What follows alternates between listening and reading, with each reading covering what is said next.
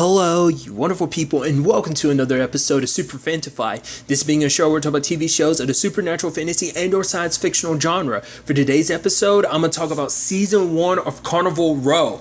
Obviously, I'm going to start off with a little bit of non-spoilers and then make it pretty clearly when I get into spoilers. But in general, non-spoiler-wise, how did I feel about the season? I thought it was great. There's actually so many different layers to this show. For one, this show is a lot more gruesome than I thought it would be. Like, none of the trailers kind of show, like, how kind of dark it was going to be. I mean, and I guess it kind of fits the tone because, like, I mean, when you look at, like even like the lighting in this show is like very like dark and almost kind of bleak in certain regards.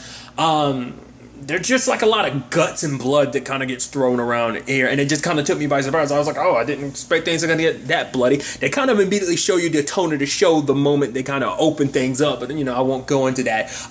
But it's like all of this wrapped into actually what you can essentially say is a love story. There's actually a lot of love stories, and I guess you can make that's kind of a spoiler, but I didn't give specifics. But it's actually kind of interesting because there are multiple love stories to a certain extent, but nevertheless, it's all of that kind of package with this very interesting story where it's like, it is a big story because this is actually it affects an entire world, but it's all kind of allocated to one particular city.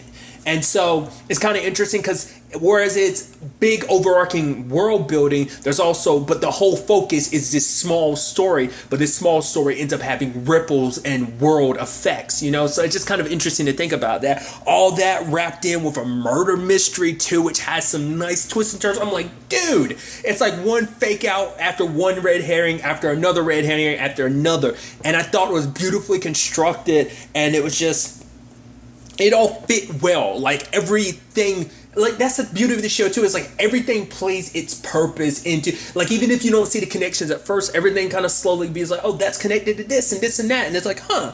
And so it all kind of has its own purpose and its own story. So it's really worth your time if you have not seen it. So that's the end of the non-spoiler review of things. Going forward, I will be going into spoilers. So if you have not seen all of Season 1 of Carnival Row, do not listen to this. You have been warned.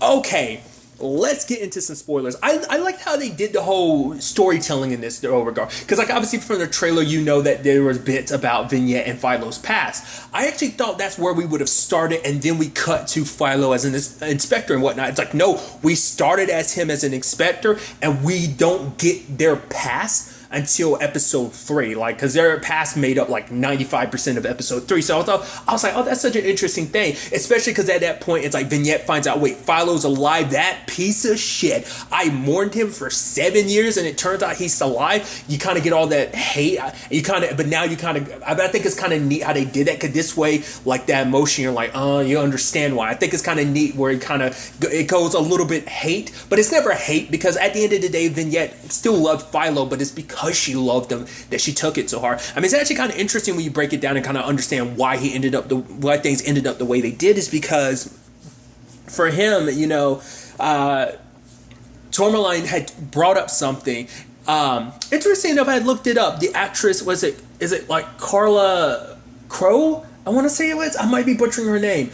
I was wondering, because I looked at her IMDb. I love that Amazon does it. I wish more things would do that, and like that helpful, because that helps me a lot when I'm like, oh, I recognize that actor. But it says she was in Misfits, which I was an idiot and forgot to check it out, but I want to say she was one of the main characters that pops up in season 4 and 5. I believe she's the one that had X-ray vision. I could be full of shit, but I think that's that actress. I think so. Could be wrong. It's been so long. It's been years since I've seen. How long has that been? It's been like 5 years since I've seen Misfits. So I'm kind of blanking on like details and stuff like that, unless it's the original cast, but I remember everyone, like, their character's name is what I'm trying to refer. I'm going in a huge tangent. Nevertheless, but it's the whole thing of like, okay, like, you want to be with, Vignette, but you kind of can't, because it's like, she will die for you, and she will get herself killed because you'll be her weakness. She will never be so strong as long as you're around, because she's always going to go where she thinks you are. And it's kind of interesting too, because it's not like everything they kind of hit it off immediately. It's like, no, they slowly but surely kind of fell in love. The fact is, especially because we learn, because I love what they do, because like first they throw that little nugget where like, then yeah, it's like, oh, you haven't told anyone. It's like, what truth is it that you two were together? She had a widow's braid, so I was like, oh, were you married? It's like, no, but I guess they had such a close enough relationship. Widow's braid, I guess, is kind of probably like the more human term to it. It just means losing a significant other. It doesn't necessarily mean you just married a person. But that's why I was assuming the braid meant that they got married, but it didn't. But nevertheless, it's just the whole situation of, like I said, the differences that led to them not liking each other. But I love that it's like, wait, he found his way to the library, and she's like, I will kill you. And he's like, I promise I won't say anything to anyone. And so she's constantly watching him. He's eating and reading, and he got to get the feeling, and he turns around, she's just dead eyeing him, and then talking about the book and everything. I thought that was a beautiful thing. Was it Kingdom of the Moon or whatever, that book? And how that kind of coincides with some of their like folklore, that basically like 700 years ago there was this dude Ison who had fell in love with a fae, woman at that time. He ended up missing his home, so he ended up leaving, but the woman gave birth to a half fae, half human. And it's also kind of coincides with the story that Philo, the book, it was about a guy who had gone to the moon, fell in love with the princess of a lunar tribe. He left. That child, because the guy didn't know that she was pregnant, that child grew up, tried to go finding their father, which is interesting because that storyline circulates in so many different regards, because those stories kind of reign true on so many levels, especially when it comes to Philo, because, obviously the twist we find out is that Philo is half human, half fae. Didn't see that coming. Like I said, because I was like, oh, that they were together. I thought that was the secret, but it's like, no, that's the secret she was talking about. I was like, wow. I was like, oh, that's so interesting. Because I kind of got a little, wait, what? The moment he got nervous about like, oh, men, we're going to have to like give our blood to men that need it on the front lines. And he was reluctant. It's like, right, because if they drew his blood, they would have seen that. It's like, oh, there's something up with this. I'm curious like how half, like, being a half breed like he is, like how would that have affected, him giving blood to some human? Like what would that have done? I'm curious. I don't know. I mean, because it doesn't seem like there's really that much difference between a fae and a human in the grand scheme of things. You bleed kind of basically the same blood. As we see, they're just as red on the inside as any human, organs and all that. So there's not that much difference, but still. But like I said, I still like the fact is the way their love story was told. Also learning about his buddy Darius. I like that because it's like, oh yeah, there's that story there. It was like, because we first introduced Darius, it's like, oh, him and Philo are talking, but it's like they're through like a cage because Darius is locked up. And it's like, you don't have to be here. You don't have to come check on me all the time. But Philo's like, I have to, because it could just as easily have been me on this other side. So I was like, what did Darius do? Did he do some crime or something? And then later on, when they get attacked by the werewolves and stuff, you're like, oh, he got turned. And so that's what Philo meant, because he went up against one of those wolves. I mean, it wasn't really a straight up werewolf. It was more so people from the pact had injected themselves. And that's actually kind of an interesting thing. This is such a Civil War type of story because it's all internal. Like the pact actually the pact plays their part in pushing certain events in the story, but that's only in the beginning. Like everything going forward is straight up Berg stuff. We didn't even touch the pact that much except for at the beginning and kind of some world building stuff. So that, like I said, it's such a small story in the scale of everything that's going on in this world, that everything that pertains to this world is actually a very small story when you actually break it down. Because when you actually think about it, like everything in this small story is connected. So it's not like it's, like I said, everything just kind of plays its own role. It's kind of what I was talking about earlier. Especially like, we had those murders of the whole Unseelie Jack thing. That was a twist, because it turns out like, it didn't seem like he was a serial killer. He was just attacking fae women. And so I was like, wait, what? So it's like, wait, he's dealt with immediately because he kills himself. And it's like, wait, what? So he's not the serial killer, because he starts talking about the fact that the reason why he did it is because, they worship other gods or whatever. And that basically when all these fae came here, they brought something else here. Some dark god is waking basically, and he's seen it, and that's basically the dark Asher, I guess. But then again, maybe it was that, and maybe it was actually something else he was referring to that might be there in the row, So But that was just kind of interesting that was like dealt with immediately, so because in his twisted, amongst his hate, but I think in his deluded mind, he actually believes that his hate had validity, because it's like, oh yeah, there's something darker here that no one else is able to see, but I am. So he was going after these Fey women because I think he thought that they were associated, because when he looked in their eyes, he saw darkness. Now, whether that's just because, the darkness he saw before that he thinks that's coming from them, or was it just his natural hate of like, I'm coming after them, but also along the way find out there's some deeper darkness. Regardless, it's also interesting because when we get into the Dark Asher, it looking the way it does, it looks like a cross between a demon and Cthulhu. Because like every time we saw it, it will always have those tentacle things, almost kind of like a kraken, or like I said, the example I used, straight up Cthulhu. It does look very Lovecraftian, so that is kind of interesting. I mean, maybe might be where the influence kind of comes from. But like I said, the brutality of this show, just like how gnarly it can be, like people's, like Aisling, our first victim, her guts hanging out like that, like literally her intestines are like a trail to her body. It's like, Jesus, what the hell? And obviously Philo takes it upon himself to do all this. It's so interesting because, like I said, so many different storylines are happening at the same time, but you wouldn't know.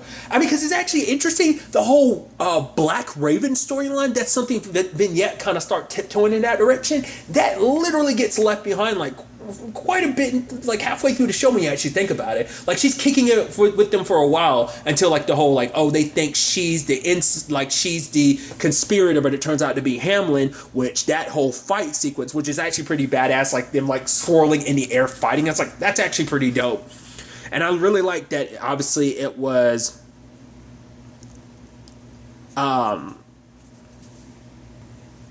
Philo that ended up killing him. And they didn't make it any easier on, Vignette, because I think it's like, oh, she was so close to death, so I think it terrified her. But also the fact is that she was in a position where she could have killed someone. I mean, she did help dispose of his body, but it's like she had never killed anyone before. I mean, granted, she had killed like that wolf creature before, sure.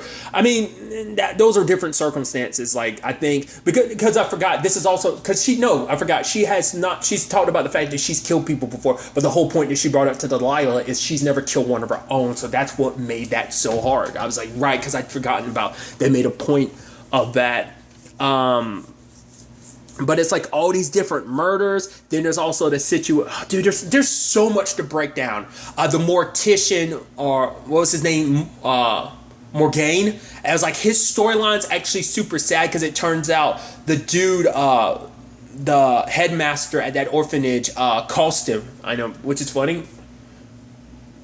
Regardless, I won't go down. It's not important.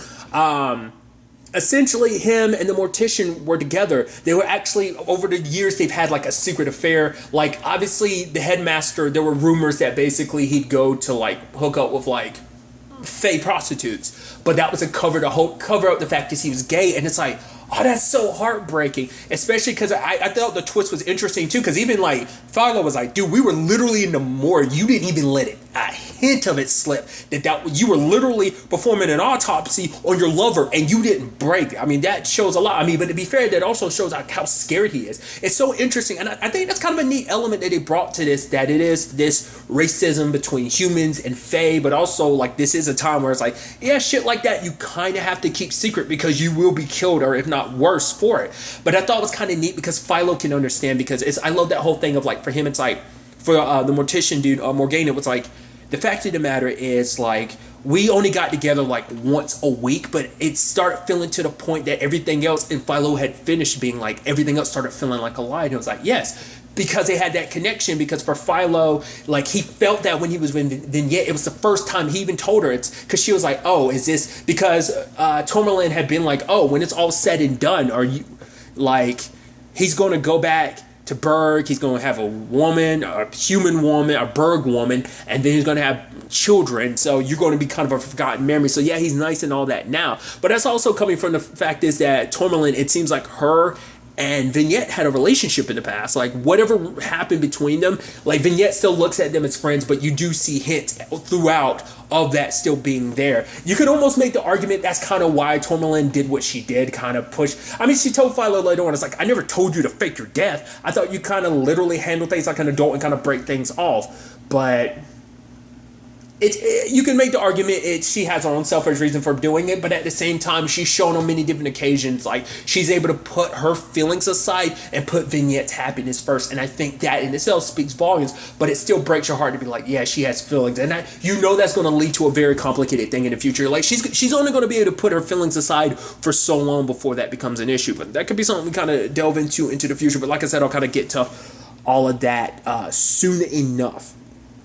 I had brought them up earlier, but I did like what the Black Ravens represented, because for, Vignette, she kind of had nothing. Like literally, like I forgot to talk about, but that opening scene, everyone running, that's where it kind of set the tone for me. When they were literally gunning them down, I was like, Jesus. And it's so sad, like Vignette has saved that one Faye from the wolves, killed it, and just as she was about almost oh, I saved you, person catches a bullet in the head, is like, Jesus. And like, oh, as she's running, you seeing like the forest riddled with bodies. Not even one made it to the boat. Oh yeah, because even that one lady was thinking to her, it's like, hey, the very least, like, you saved us. And she's like, the fact of the matter is I'm getting paid for this, so it's not altruistic, but it's like, hey, no matter what the circumstances may be, you got us here. Because that's even something Tourmaline tried to make her feel better about later on. It's like, yeah, you might have gotten paid for it, but the fact is, I know who you are. You're a good person. The fact is, you did that was because you worried so much about people. Then there's the whole, I wasn't expecting the shipwreck. It was like, Jesus, that sucks. And it's like they didn't let us out of the cargo hold because they didn't want to take the chance. Even though the ship is sinking, they didn't want to take the chance that we bail because that'd be cutting into their profit. So that's a whole thing. I was curious by the trailer. I wasn't sure if she revealed what she was or was she just pretending to be human. It's like, no, she didn't hide at any point in time what she was. It's almost interesting because it's almost like they can tell. I guess if you have a certain look about you, apparently you look like a Fae. I mean, obviously, like, the Pucks have a more, like, appearance where it's like they can't hide what they are. I mean, at least, like, the Picks can because they have their wings. Which I just always kept it, because I was wondering what they were. Are they considered fairies? Are they considered pixies? Because they kept getting called Picks. So I was like, pixies? That's what I kept assuming, but maybe I was wrong. Because I look at the Pucks as kind of like satyrs. Because like I said, we got sprinkled in other groups. Like, it's mainly like the Picks and the Pucks. But we did see like some centaurs at least. Well, I guess you can almost make it. Well, no, I think they are supposed to be kind of like satyrs more so than anything when you look at their legs and everything. So, but they have more human futuristics than they do. Regardless, that's me kind of getting caught up in semantics and whatnot. But the whole point was, like, the fact is, like, I was actually surprised that it's like, oh, she is who she is. Like, it's, like, kind of known that she is a Fae. I thought she was kind of hiding in plain sight type of thing. I was like, no. It's also kind of sad, too, like, the whole, like, thing of, like, they bind your wings. It's for one to make you sure you don't fly. But I thought it was kind of interesting what Delilah said. It's basically because, like, oh, humans are jealous. We get to fly away. It's like, no, they want to confine us. And even at one point, she uses a term I thought was kind of interesting. I guess it's almost kind of like a derogatory term. And not really, but it was almost kind of supposed to be used like one, calling them leggers. I thought that was kind of interesting. But it was just kind of an interesting insight into why they really, like, bind your wings, like, at least from Delilah's point of view. So, also, it's interesting seeing how bloodthirsty Delilah is. That's why I think it's so interesting that the Black Ravens didn't play that big of a role. But to be fair, that might be something. I mean, especially, it's me kind of getting way ahead of myself. But the way the row is set up at the end of the season, it's like, oh, you can definitely see the Black Ravens really kicking it up, being kind of a form of resistance, So, I thought that was kind of interesting. Because they're supposed to be like a self-sufficient group. Yeah, they do a little this and a little that, but it's all for this purpose of having a place for them and them alone, So I thought that was kind of interesting. There's so many different storylines to kind of go with. There's everything with Absalom and his family, his son, Jonah getting kidnapped, the twist being his mom, Paete. It's like, why the hell would you do that?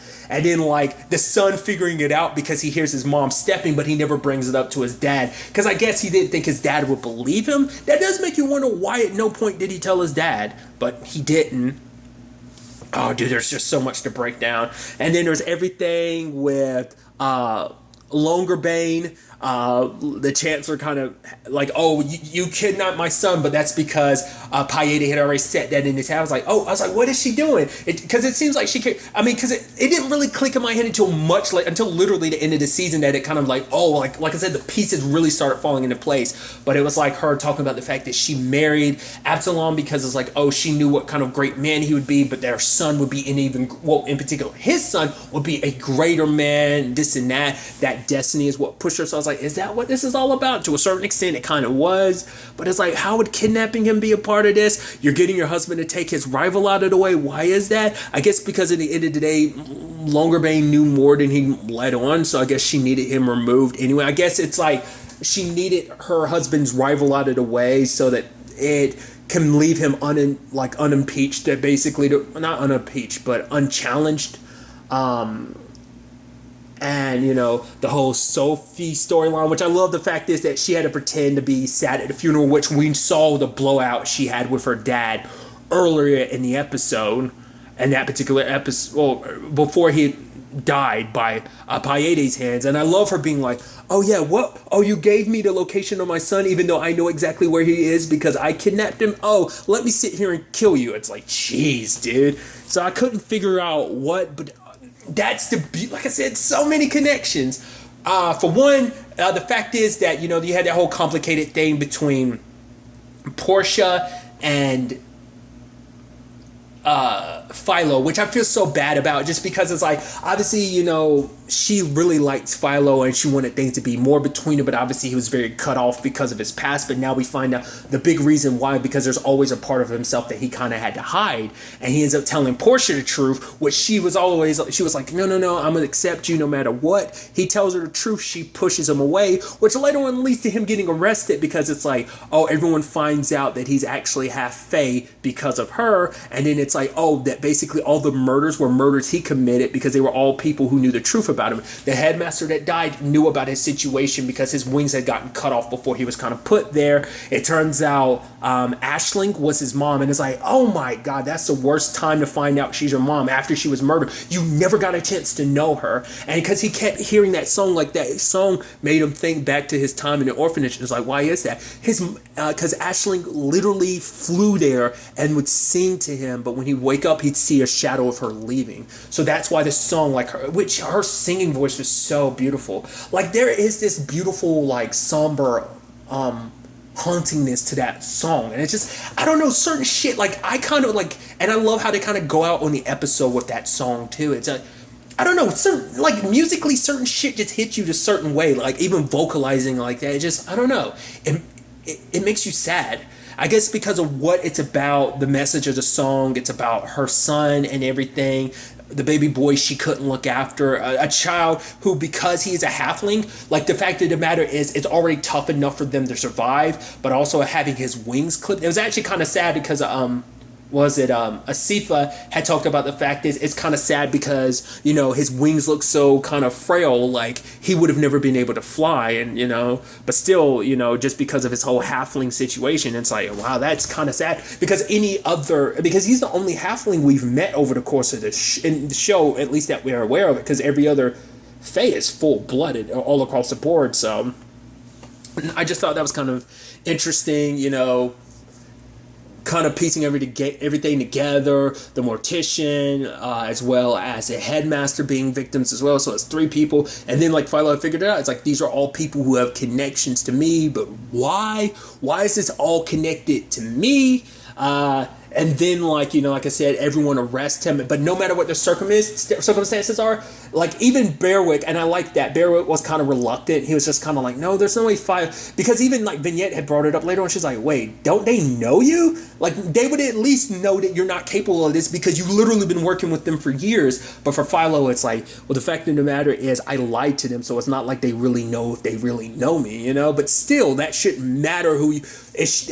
What your background is doesn't change who you've been for the past 7 years, the good work that you've done, that you put forth. And I guess that's also a reason why he's always been sympathetic to Faze, because he is half one. And I thought that was so beautiful how he described it to Vignette too, because it's like the reason why he had hit it, because it's like he doesn't fit in the human world, because to them he'll always be a crutch a critch, and then like he doesn't belong in a Fey world because his human side will always remind him of the boot that's always on their throat.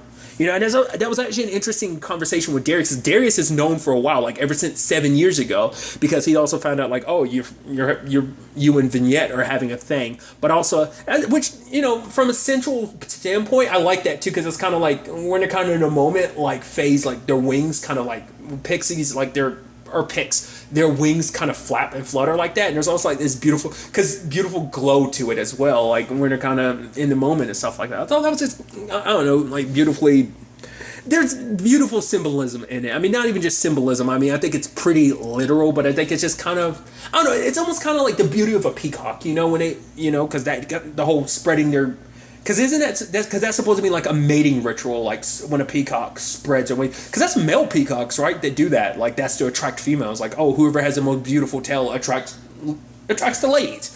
I just think that's kind of interesting. It just kind of makes me kind of it reminds me of that during that whole situation. But Darius at that time, you know, had talked about the fact that he actually, you know, kind of enjoyed the wolf because it actually felt good to kind of be free. And I love that it's like, oh, the wolf was always there, it just, the bite gave me permission to just let it loose. And I guess you're gonna almost make that argument for Philo, because Philo's lived his entire life hiding who he was. Even when he came back to Berg, he never, like I said, whatever situation between him and Portia, which I love Portia's scene with that dude. I forgot the dude that was standing here. He's like, oh, like basically, essentially calling her a whore because she's a widowed whore because it's like her husband's dead, but oh, here you're off with Philo, blah, blah, blah. I'd like my deposit back. She got that money quick. She was like, here, take it, get out by the end of the day, and walks away. He was almost like, oh, wait, what?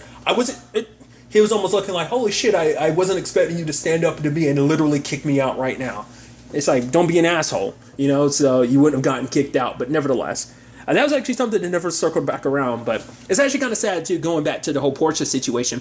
She did feel bad about it, though, because she actually, when she found out he had gotten arrested for it and all those murders, it's like, there's no way he would have done it. You know that. But to be fair, the sergeant, him and Philo kind of later on, like probably like episode 2 or 3 on, kind of buried the hatchet. But let's not forget he was like one of Philo's number one suspects. But also Philo kind of laid him out earlier in this season too. There's always been a little bit of bad blood there. So I think he's kind of itching towards that. Even suggesting it's like, hey, maybe he tries to escape. We shoot him. And Berwick and the other sergeant constable were like, what? No. He's like, all right, maybe he's so, you know, overtaken by the horror that he's committed that he hangs himself. Think about it. It's like, Jesus. But like going back to it, Berwick had his back. Their boss didn't, because he calls him a half-breed shit or something like that. It's just like I said, Philo spent so long denying who he was that when the time came, he admitted. It's like, no, I might not be the killer, but I'll admit it. Aisling was my mom, you know? So no longer denying a part of who he is. I mean, that's no way to live, having to deny that part of yourself like that for so long, you know? So that's one side of things. And the other side of things, kind of, it's so interesting. Like I said, I feel like it's disconnected to a certain extent. Or to be fair, it has a connection to Philo, Finley, because it turns out the benefactor that was helping Philo's mom and everything was Imogen and Ezra's dad. So that's the ties in that story case. So that's interesting. And then I wonder, did Vignette ever find out that Philo paid like the 50 guilds that she owed for her contract? Because like Ezra was a piece of shit and was about to rape her, and like she got away, but he was like, oh, she stole from us. And then like Philo looked at him and was like, why did she really run? He doesn't respond, but he has a look on her face. It's like, yeah, I thought as much. Philo kind of figured it out. It's like, you were a piece of shit. So there's that whole situation. But like, getting back to what I was talking about, the whole bigger world story is kind of what, you know, Agreus and Imogen's story ended up being. Because I thought that was interesting, because we get introduced to Imogen. She is a very spoiled child, the way she treats Vignette. And it's so interesting how those storylines started off like that, but then Imogen's story ends up becoming its own. At first it seems like it's tied to Vignette's, but then it kind of steers off on its own direction. So I thought that was kind of pretty neat. But obviously, like, her and Ezra meet Agreus, because it turns out Ezra banked all their money on that ship, and that ship crashed, and the only thing that made it off that ship was Vignette. So he's so upset about that, and obviously he ends up eventually telling Imogen the truth of like, yeah, we're basically broke because this lifestyle of ours that we're so accustomed to cost a shit ton of money, and the money our father left us wasn't enough to kind of cover all that. So he wanted to basically multiply his money by going through all these different ventures, but they blew up in his face, and now they kind of have nothing. He wants to put a loan on the house to kind of get things started again, which Imogen's like, no, this is all we own. They had that next door neighbor Agreus, but it's like, he's a puck.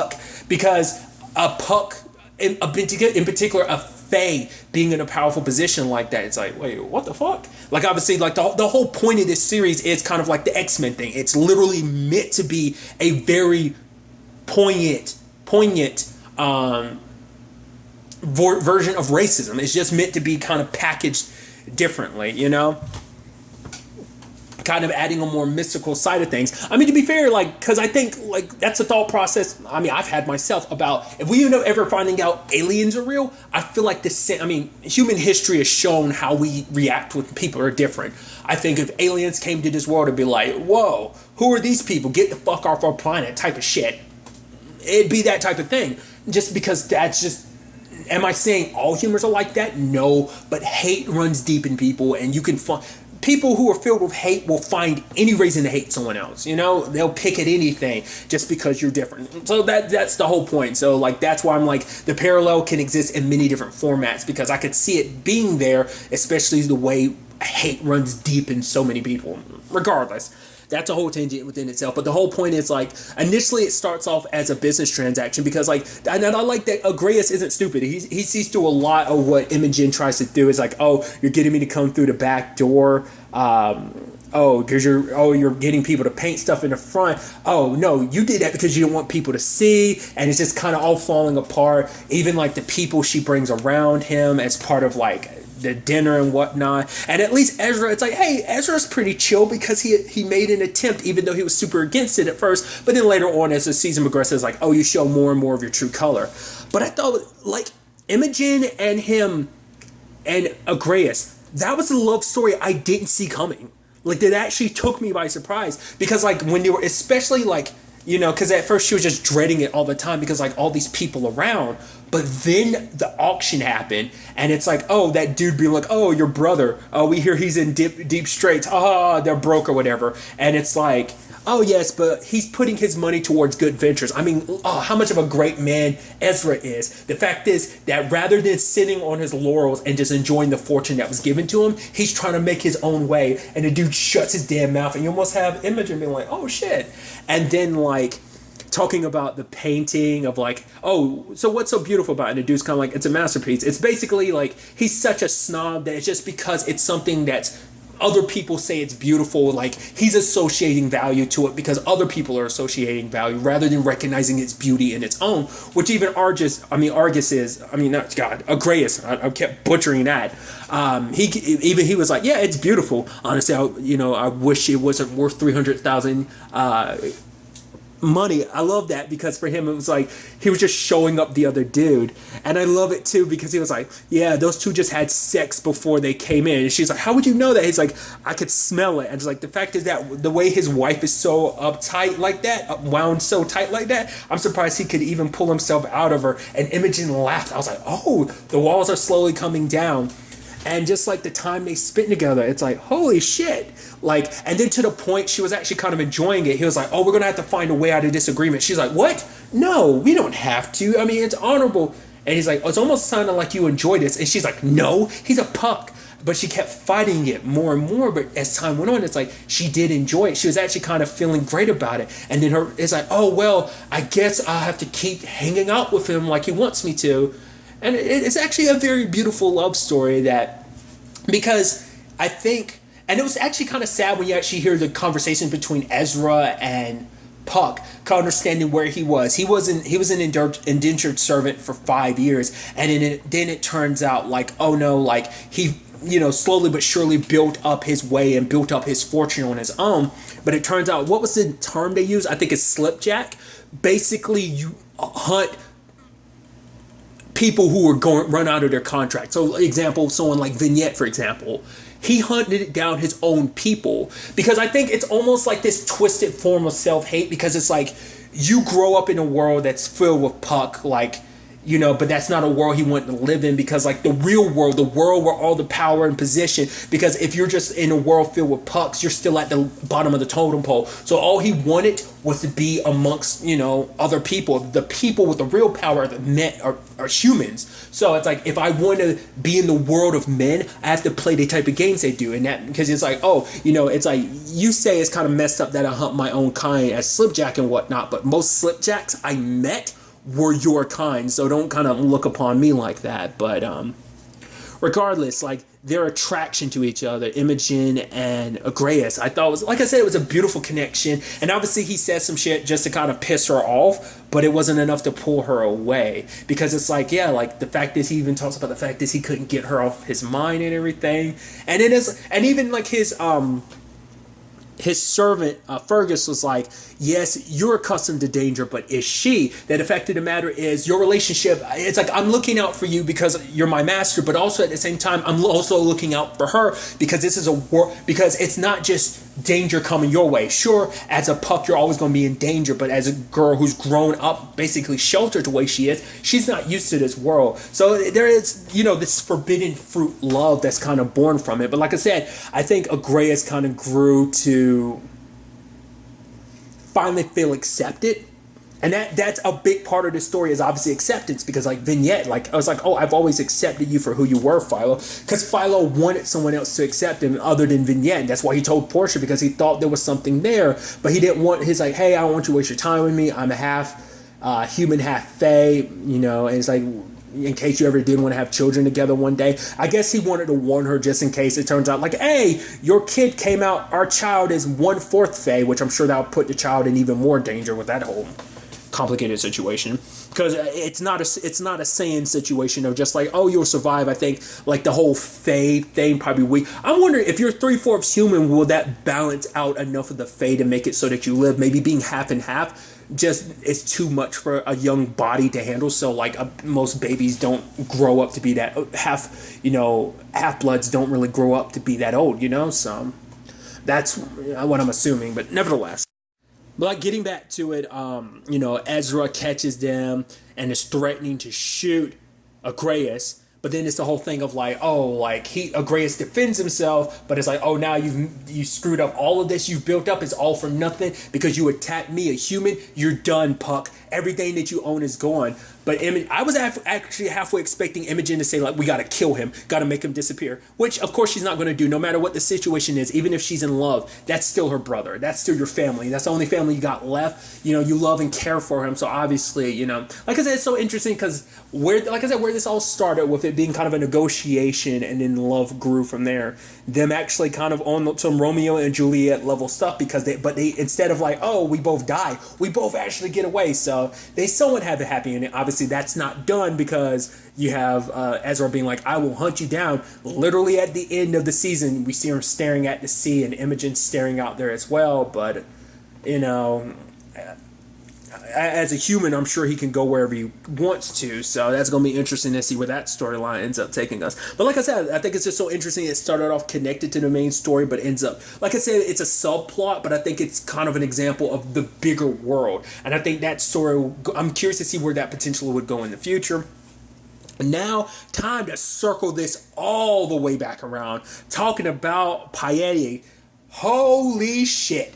Did that lead to some very interesting situations? For one, Sophia and Jonah hooking up and everything, her talking about chaos, her coming in there making it seem like, oh, she's with her dad's side of things, of like blah, blah, blah, Faye, anti-Faye shit, but then it turns out, actually, no, she doesn't really give a shit about her dad because she never really had much of a life outside of her house. Her dad wasn't there for her. Her mom died, you know, I'm assuming when she was younger. The fact of the matter is, like, where her mom, like, because she can sympathize, because for her, it's like, her mom came from a different place. She was kind of an outcast, had a darker skin, so treated kind of the same way Faye were. So there's that. And so she plans, I was like, oh, so Jonah is part of your plan. You're going to use him for power and position. It's like, okay, she wants to ensue chaos with all of this. And by doing so, everything will kind of burn to the ground, and they'll rise from the ashes and be what they want to be, her and Jonah. And then Mama Breakspear, Piede dropped the big news. I was like, what is it? What is it that you're not trying? And she's like, she's your sister. I was like, Jesus. Hell, I did not see that coming. No, like I don't see how you could have saw that coming. I thought she was just like, oh, she's the enemy. It's like, I'd known her dad for a while. I was like, what the hell does that have to do with anything? It's like, oh, you had an affair. That's interesting. And I should have noticed it then and there. Mama Breakspear didn't correct and say like half sibling, but I kept like, oh, that's your half sister. It's like, oh, dude, you banged your half sister. Not once, multiple times. It's like, Jesus. And even it's like, yeah, we got to break this off because you don't know. And she's like, oh, that we're potentially siblings. It's like, you knew and you let things go on. And she's like, of course I knew. I mean, at the very least, I knew it's a possibility. But for her, it's like, why would I even give it a thought? Because for one, it's like, why would I care? Because the fact of the matter is, I had no family, no friends. I had my father who's very distant. And the first person that comes that has a very, like, even a remote connection with me, like, why would I kind of pass up on that, you know? So, like, it makes sense. It's just, it kind of shows you who Sophie is, that she's not going to let something as simple as, oh, blood kind of steer her away from, one, her ambitions, but, you know, maybe she just legitimately cares about Jonah. But he also kind of feels like it's kind of a power play. She does straight up go like, oh, the fact of the matter is that really something new, like siblings and shit. It's like basically saying our families are based on inbred. Because like that's how you keep power and position within the family is inbreeding. That happened quite a bit back in the day, in particular medieval times. So it's not like it's never come across in history, you know, but it's still wild situation to find themselves in. But then later on, when the whole situation gets explained by Absalom, it's like, oh, no, that's actually, they're full-blown siblings. They're not even half-siblings. They're full-blown siblings. Which psychologically, you know, if you want to bring it like back to reality to a certain extent, that is kind of a thing. Like if you were separated from birth, like apparently there have been news stories, crazy enough, that has actually been a thing because you feel this connection of like, I mean, it happens. I'm sure it happens. It's happened between siblings, but it's also happened between parents, which is also weird. But it's that thing of like, oh, there's this emotional connection to someone that wasn't there in your entire life. You feel that familial bond, but because you don't have that direct familial bond, the love finds another outlet and becomes basically romantic and sexual. It's kind of that similar vein, I think, which is kind of interesting. But just to find out like, oh, wow. So literally your son isn't even your son. He's actually the son of the man you killed because you thought he kidnapped you, when in actuality it was his mother. It's like, shit, that's just ultimate family drama. And then we get the twist on top of that. It's like, okay, who's the dad in all of this situation after Philo's figure? Because he started thinking like, oh, the one behind the dark Aster had to be his dad. And then it turns out to be Breakspear. It's like, what? And he starts beating on him. It's like, oh, how could you do this? And it's like, oh, shit. He thinks Philo actually killed his mom, so he's not the one behind this. He actually explains his story. And it's once again kind of the symmetry of this show and just the beauty of kind of the sad history repeating itself. Because obviously the story from, you know, vignettes, people's past, that story from like 700 years ago, the book that, because that was a beautiful thing that Vignette had said, that she actually liked the thought that like the Kingdom book was actually based on that story, that basically that story from 700 years ago reached all the way across the world, and then slowly but surely it found its way back to where that story originated, but it's gotten this little twist here and there because it's that whole thing. It's like a story of telephone.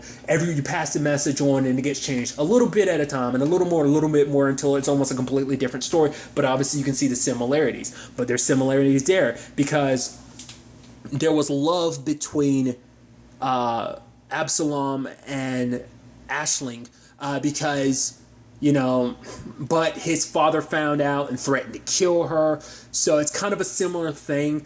It's kind of sad because even Philo was like, I want to hate you, but I kind of understand because of his whole situation with Vignette. His dad offered him, he's like, oh, I'm going to help you out. Son, go live that life you can with the woman you love. I'm going to get her out because you don't want to miss this chance. You'll basically regret it. He's like, I'm talking from experience. He's like, I wish I got to know you. Godspeed, my boy. And it's like, oh my God. You're not that much of a dick. I mean, to be fair, there were elements of him being a dick, you know, throughout, but still, it's like, holy shit. And that in itself starts ball rolling the reveals. It's like, yep. At that moment, it's like, it's got to be Piede. It's got to be her. But it's like, why? And then I was like, no. And then I was like, no, it's definitely got to be because, you know, it was before the reveal of like, oh, Jonah wasn't her son. Before I really completely grasped that, it was the whole thing of like, okay, obviously she wants him out of the way because he has some claim to Absalom's power. Philo does. So I thought that's what this was all about, which it was true to a certain extent, but that's because, like, and I thought it was so beautiful. Paete had lived her entire life based on this prophecy that, hey, she'd meet Absalom and he'd be entitled to a great future, and then his son would have an even greater future. But it turns out, like, he was a longer bane, not a break spear, which, you know, even Absalom was like, no matter what the case may be, I always kind of thought about it, but the fact of the matter is, you bear my name, you are my son without a doubt, you know. So it's sad, no matter what the circumstances are, that's still his son. But Absalom did kind of figure it out. It's like, it wasn't until Jonah had brought that up of like him not being Absalom's son that the pieces pieced together of being like, you're the one behind all this. The fact of the matter is, you set this all in motion because of that destiny. You couldn't take the chance that our son couldn't be the, because I guess the whole thing is, because if he's entitled to greatness, that greatness comes back to her, I guess is the whole point of like, this isn't just his future, this is my future. Which is funny because that was the whole reason why Jonah he kind of was so rebellious, because his future was never his own. It was based around prophecies, kind of the craziness that is his mom and everything. So, but it explains that's what this was all about, because she's basically been going around killing people who know the truth about Philo, slowly but surely trying to find out who he is, because she didn't know. That's why when he crossed paths with the Dark Asher early on in the season, it didn't kill him, because it's like, you're an inspector, you have nothing to do with this, you're just investigating, why waste the time? Not realizing the illegitimate son, the bastard son, was right there in front of her the entire time. So there's that whole situation. She kidnaps Vignette to try and use that against Philo. She ended up killing Absalom, even opening his liver. Because at first it's like, oh, what's with the missing livers? It's like, oh, that's how you eat them. But then, like, was it one of them, Mima had, what was it? Mima had said, like, oh no, the reasoning behind all of this, it's because, right, the whole point was like the liver, if someone has this sight, the liver holds a lot of secrets and you can see into it. And we got a little glimpse of that near the end of the season, showing like how she did it exactly, just cutting into someone's liver. Which again, it's kind of sad because Absalom was trying to do the right thing at the end, trying to set Vignette free, trying to give his son a chance. Because he would even told Paete, it's like, you don't even have to worry. The fact of the matter is, his position that he's in, he's going to go off and be with the woman he loves. He's not even going to be here. He's not even a threat to Jonah's legacy, which I guess in turn is kind of interesting because this whole situation played out with him kind of being in that powerful position. But I think the whole point was that Philo was supposed to be set up as, because of who he is, representing both the Fae and the humans, he can be the one that bridges the gap. I think that's his grand destiny that's supposed to make him so important, why he's supposed to be, yeah, but like, Paete kind of just thought of it as the chancellor position and stuff like that, because the chancellor is like, oh, the most powerful position. Obviously, like, in a societal stance, Philo could play a much bigger role. It's kind of what I'm thinking they're kind of setting this whole situation to be up. It's supposed to be, you know, so. I definitely had my suspicions of Paete being like the one with the Dark Asher. I mean, to be fair, like her suspicious stuff related to her son. I mean, grand scheme of things, like, you know, something was up with that, but you couldn't really piece it together why. Obviously, everything else kind of pieces it together, explain like, oh, it was all part of a grand plan. Nevertheless, it's also the whole point is that, what was it, her respects? Everything related to her, getting her to lie to Absalom that it was a longer bane behind everything, even though that wasn't true. Even sacrificing the bear, and she's like, I don't give a shit. Like, Paete was like, I didn't like that bear anyway. It's like, Jesus, that sucks. So that bear was kind of, not just kind of, was super adorable, actually. It's like, when they had to gut it open and everything. Jesus. I'm actually curious about the whole, like, fake, because remember what she had did for, Philo? She had made a creation kind of similar to the Dark Asher, but it was like two fish.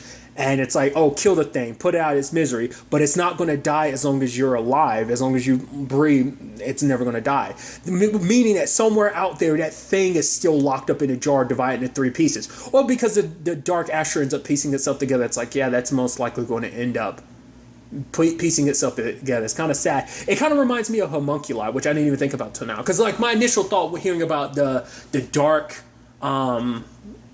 Asher, because like at first it's like, oh, look at this hoof print, but then this other hoof print is different. So I was like, what's going on there? Because this thing is literally a chimera. It's made of different dead things. So it's like a combination of Frankenstein's monster meets a chimera from like Full Metal Alchemist. That's what I kept referring to. I wasn't just referring to the straight up like chimera from like mythological standpoints, which it still fits because that's where that comes from. But I was more specifically referencing chimeras from Full Metal Alchemist. That's more specifically what I was referencing because I think it kind of fits itself a little bit more, especially with the whole like dead pieces and stuff like that coming together. You get what I'm trying to say if you're familiar with Full Metal Alchemist. Regardless, I said chimera. I was thinking homunculi.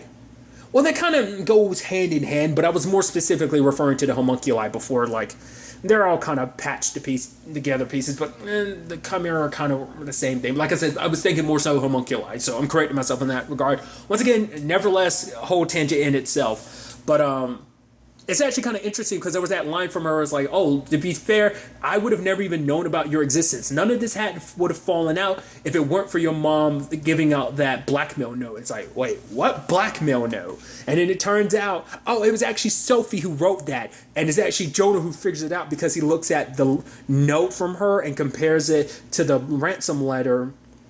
And because even Millworthy was kind of like, oh, this wasn't her because the fact is he knew her. I was wondering this. I was so curious what they were going to do with Millworthy. I love what they did with him where he was basically putting Jonah in his place. The fact of the matter is I don't give a damn about who your dad is. The fact of the matter is I'm not going to lie for you. I'm going to teach you a little bit of wisdom that might help you basically be at least a decent human being. So there's a whole situation. I feel so bad when he lost his kobolds. I hope he gets him back in some shape or form. Especially the little show they put on. They're so cute and adorable, dude. I love everyone else's kind of other little creatures. It's like, I get it, but it kind of, which is a weird reference for me to make, it kind of remind me of Gremlins. Because I don't think I've ever seen the movie Gremlins or even Gremlins 2 all the way through. I know the general gist of Gremlins, but I can't remember if I ever did, even as a kid, if I ever saw the movie all the way through. Regardless, another tangent, but it's like, she set that emotion. I mean, like she said from the beginning, it's like, oh, I've been all about chaos. Basically, her dad knew a little bit here and there. Because I'd let it slip. He brought it up at the beginning. Loner Bane was like, oh, you and your pixie horrors. And it's like, what? I let that slip. He brought it up one time and never brought it up again. That's what it was all about. Because I thought it was like, oh, he's going to like a pixie brothel or something. It's like, no, because he found out that Absalom had an affair with well, not an affair because he wasn't with anyone, but, you know, he was in a relationship he shouldn't have been in, at least in society's eyes, you know, with a pixie. So it's kind of like, okay. So that, but I let that line completely slip my mind. So for them to kind of bring it back like that, to be like, oh, he knew bits and pieces. He didn't know the grand picture of things. She was basically saying sooner or later her dad would have stumbled across the rumors, but he wasn't one to pull the trigger on that. But she's like, me, I hold no connections like that, so I'm willing to pull the trigger, and she did, and lo and behold, and it's like, look, Jonah, everything kind of worked out for you in the end. Which is going to be interesting because we see Jonah kind of be in this position where he's working with the woman who kind of set all this terrible shit in motion, but it's all for a grab for power, which, to be fair, it should be noted that if she's willing to do this to all these other people in her life, who's to say she won't do the same thing to you? But maybe that's why having someone like Millsworthy, I'm curious to see what that ends up being about. I mean, because he's going to be probably like, you know, Philo's closest connection to his mom because no one else is around because his dad's gone. Which I'm curious to see the connection between Philo and Jonah, what that ends up turning into. Because at this point in time, they're not even actual brothers because they have different, neither one of them has the same dad or mother in that. Well, they have different mothers and they have a different father. So that's an interesting situation with all of that. Especially when it turns out, well, Philo's connected to his mom dying, but he knows his mom is responsible for killing his dad, you know, and talking about Jonah. I mean, to be fair, it was Vignette that killed her, rightfully so. I love it too, like, stabbed her through the head, and then, like, the blades of the scissors come out. And not only that, she fell pretty damn far too and went splat. You know, so it's hard to say, like, oh, was that blood splattering out just because of the scissors in your mouth or because you hit the fucking ground pretty damn hard? Regardless, the murder mystery aspect, like I said, it was such a nice twist, like red herring after red herring after red herring, trying to figure this whole thing out. And I think it actually came together beautifully, like just kind of figuring out like where everything in the story was kind of connected in that regard, so I thought that was kind of beautifully done. So, but like the point I was trying to make, going back to it, Jonah had brought in Millworthy because he's an honest man. So it's like he needs someone like that as a chancellor. So it's going to be interesting balance, kind of like your sister / girlfriend / potential wife being kind of the devil on your shoulder, where he's supposed to represent the good. But it's also like, obviously this whole situation has thrown Faye. I actually hadn't even really talked about it, but the whole Puck situation, like that little like radical group that Quill was a part of and everything, him being the one that tried to stab Absalom. Well, not tried, he successfully stabbed him multiple times, just didn't end up killing him. But it was actually Piety who had done it, but which is interesting because, like, obviously, like, Haruspex had seen her own death, and she drunk something in preparation of it so she could tell Philo in the end who it was responsible for all this. That's the point I was trying to make earlier. I think I kind of stemmed off from it. Was like, that was kind of where things kind of got suspicious, where she was like, oh, stay with me so that you're not. It's like, oh, really? Maybe it's like, oh, they caught the real killer. I don't think they did. No, maybe they did. It's like, right. Because it, like, I think as she was leaving, she was kind of figuring out that it was Piety. Just because it's like, she was like, no, stay here, because she wanted her to stay ignorant. It's like, as long as you don't find out it's me, I have no reason to kill you. Wait, your vision shows that when you do die, you figured out it's me? Oh, well, I guess I'm just going to have to kill you regardless. So that's kind of what set that in motion. That's why she came after her now. But also to figure out what she knew as well, so... Well, actually, because I forgot, because I forgot that was actually the point. I slipped up there. Because Philo had noticed, it's like, it didn't take her liver. Because this wasn't about tracking him down. That was to cover her own bases, because she knew Specs had potentially figured her out. So there's that whole thing. So there is all of that.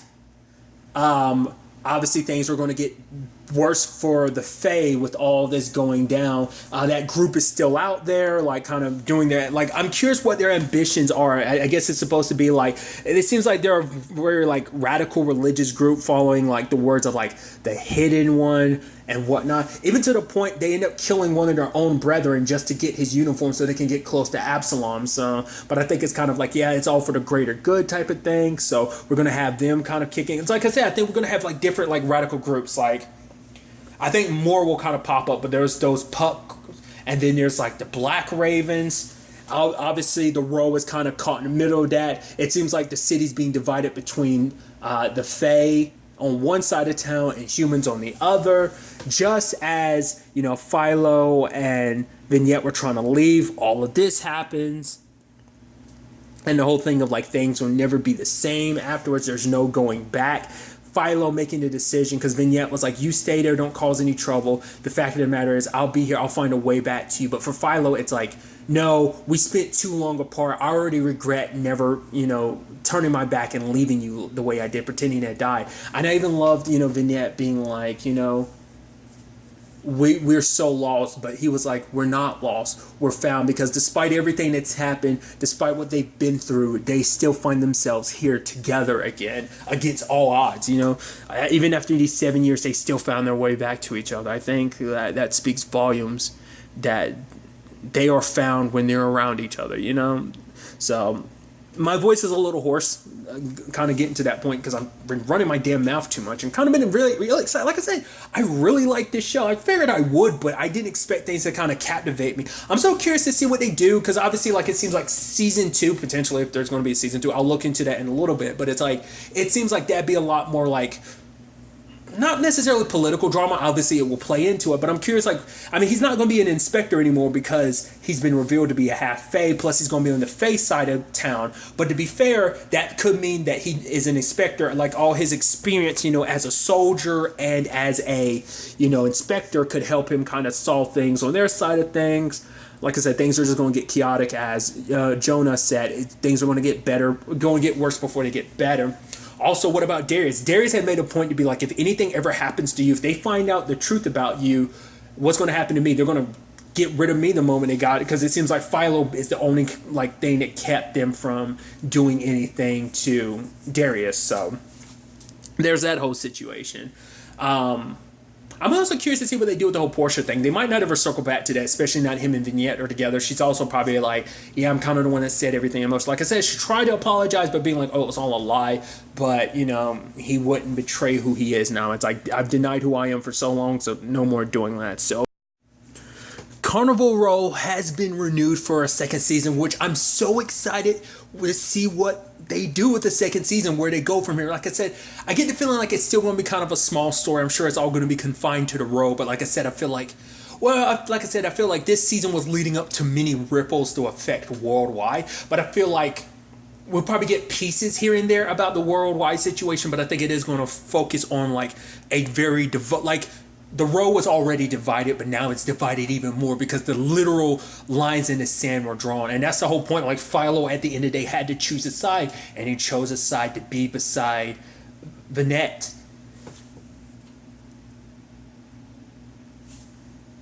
Like I said, there's also the Agreus and Imogen situation. Like that might be our like peek into like the wider world, because there's still a lot more. Like we get little bits here and there, locations and stuff like that. But like I said, the entire focus has been the row, so maybe we get little peeks here and there of the outside world because of what happened in the row affecting everything else, and in the outside world affecting what's going down in the row. So I'll be so curious. Like I said, I'm also like, is there going to be a murder mystery like the words in this season or not?